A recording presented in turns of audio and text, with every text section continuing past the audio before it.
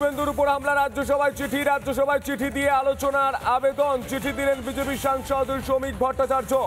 কোচবিহার ও সীমান্তের জেলার আইন শৃঙ্খলা তথৈবচ, ভেঙে পড়েছে রাজ্যের আইন শৃঙ্খলা। চিঠিতে উল্লেখ শ্রমিক ভট্টাচার্যের। গতকালই কোচবিহারে শুভেন্দুর উপর হামলা, বিরোধী দলনেতার গাড়ি ভাঙচুর তৃণমূলের। রাজ্য বিজেপির সভাপতি তথা বিজেপির রাজ্যসভার সাংসদ শ্রমিক ভট্টাচার্য রাজ্যসভায় চিঠি দিচ্ছেন। তিনি বলছেন যে কোচবিহার সহ সীমান্তের জেলাগুলিতে আইন শৃঙ্খলা ভেঙে পড়েছে, তথৈবচ ভেঙে পড়েছে রাজ্যের আইন শৃঙ্খলা। চিঠিতে উল্লেখ করছেন শ্রমিক ভট্টাচার্য। গতকালই কোচবিহারে শুভেন্দুর উপর হামলা, বিরোধী দলনেতার গাড়ি ভাঙচুর তৃণমূলের। সেই ঘটনায় রাজ্য বিজেপির সভাপতি তথা রাজ্যসভার সাংসদ শ্রমিক ভট্টাচার্য চিঠি দিচ্ছেন রাজ্যসভায় চিঠি দিয়ে আলোচনার আবেদন করছেন তিনি। কোচবিহার ও সীমান্তের জেলার আইন শৃঙ্খলা তথৈবচ, ভেঙে পড়েছে রাজ্যের আইন শৃঙ্খলা। চিঠিতে উল্লেখ করছেন শ্রমিক ভট্টাচার্য। আর এই বিষয় নিয়ে শ্রমিক ভট্টাচার্য তিনি ঠিক কি বলছেন শোনাবো আপনাদের, শুনুন। সংসদীয় গণতন্ত্রের যে স্থান, মুখ্যমন্ত্রীর পরে বিরোধী দলনেতা শুভেন্দু অধিকারী কালকে যখন যাচ্ছিলেন চিতাইয়ে, তখন তার উপরে যে আক্রমণ হলো সেটাকে খুন করার জন্য আক্রমণ হয়েছিল। সিআইএসএফ না থাকলে তিনি প্রাণে বেঁচে থাকতেন না। পুলিশকে নিরাপত্তা দিতে বলা হয়েছিল, কি নিরাপত্তা দিল পুলিশ? এই শুভেন্দুকে খুন করবার চক্রান্তের যারা করেছিল এবং যে ঘটনা কালকে ঘটেছে তা নিয়ে আমি মুলতবি প্রস্তাব আনতে চেয়েছি। বিরোধী দলনেতা, একটা সাংবিধানিক পদ, আজকে তিনি আক্রান্ত হচ্ছেন। সে রাজ্যে কোন গণতন্ত্র আছে? আইনের শাসন বলে কিছু নেই। রাজ্যের বিরোধী দলনেতা শুভেন্দু অধিকারীর উপর হামলা এবং রাজ্য বিজেপি সভাপতি তথা রাজ্যসভার সাংসদ শ্রমিক ভট্টাচার্য তিনি বলছেন যে শুভেন্দু অধিকারীর উপর হামলা হচ্ছে, রাজ্যের আইন শৃঙ্খলা পরিস্থিতি তথৈবচ। শুভেন্দু অধিকারীর উপর হামলা, রাজ্যসভায় চিঠি দিয়ে আলোচনার আবেদন। চিঠি দিলেন বিজেপির সাংসদ শ্রমিক ভট্টাচার্য। কোচবিহার ও সীমান্তের জেলার আইন শৃঙ্খলা তথৈবচ, ভেঙে পড়েছে রাজ্যের আইন শৃঙ্খলা। আরো বিস্তারিত জানবো, আমাদের সঙ্গে রয়েছেন আমাদের প্রতিনিধি ভাস্কর। শ্রমিক ভট্টাচার্য রাজ্য বিজেপির সভাপতি এবং রাজ্যসভার সাংসদ, তিনি বলছেন জেলা থেকে শুরু করে যে সীমান্তবর্তী জেলা তার আইন শৃঙ্খলা ভেঙে পড়েছে। এই মুহূর্তে তিনি ঠিক কি বলছেন, কি পরিস্থিতি, কি ছবি উঠে আসছে ভাস্কর?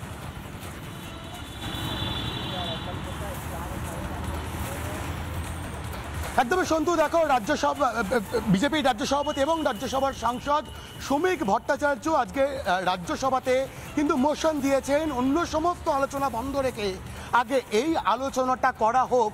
ঠিক যেভাবে বিরোধী দলনেতা শুভেন্দু অধিকারী তার ওপর কুচবিহারে প্রাণঘাতী হামলা করা হলো, তার আগে একাধিক বিধায়কের ওপর হামলা হয়েছে, সেই হামলার প্রসঙ্গে আলোচনা করা হোক। দেখো, ভৌগোলিক কারণ কিন্তু অবশ্যই রয়েছে। কুচবিহারের একেবারে সংলগ্ন বাংলাদেশ এবং বিরোধী দলনেতা শুভেন্দু অধিকারী রিপাবলিক বাংলাকে যে কথা বলেছেন, যেখান থেকে তার হামলা করা হয়েছে তার থেকে মাত্র 10 কিলোমিটার দূরেই বাংলাদেশ। বিরোধী দলনেতার মতো একজন সাংবিধানিক পদাধিকারী যিনি আদালতের নির্দেশে কুচবিহারের এসপির সঙ্গে দেখা করতে যাচ্ছিলেন, তার ওপর এই ধরনের হামলা হলো কেন?